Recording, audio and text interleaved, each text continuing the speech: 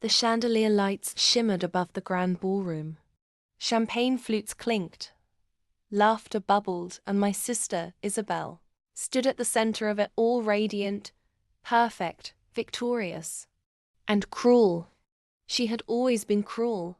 But tonight, with a husband on her arm and a crowd at her feet, she was merciless. To my dear sister Eleanor, she cooed into the microphone, a smile playing on her lips. Who never thought she'd be here because, well, let's just say wedding bells don't chime for used products. The room erupted in laughter. Even my own mother, sitting at the head table, covered her smirk with a gloved hand. Next to Isabel, my other sister, Juliet, whispered something in her ear, and they both erupted into giggles. I sat there, nails biting into my palm, my heart hammering against my ribs. A single mother, a used product. I smiled. She thought she had won. But what Isabel never understood was that war was not won in a single battle. 2 months later, the cracks in Isabel's perfect life had already begun to show. She didn't know I had orchestrated them.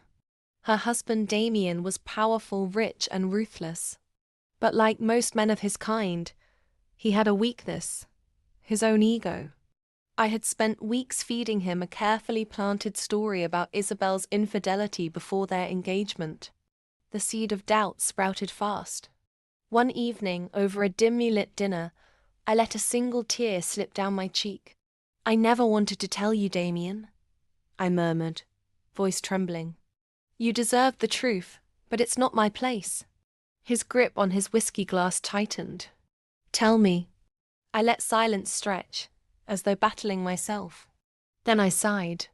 "She was with someone right before your wedding." I hesitated. Juliet covered for her. Damien had his suspicions. I knew that. Within a week, he had hired a private investigator. Within 2, he had the proof.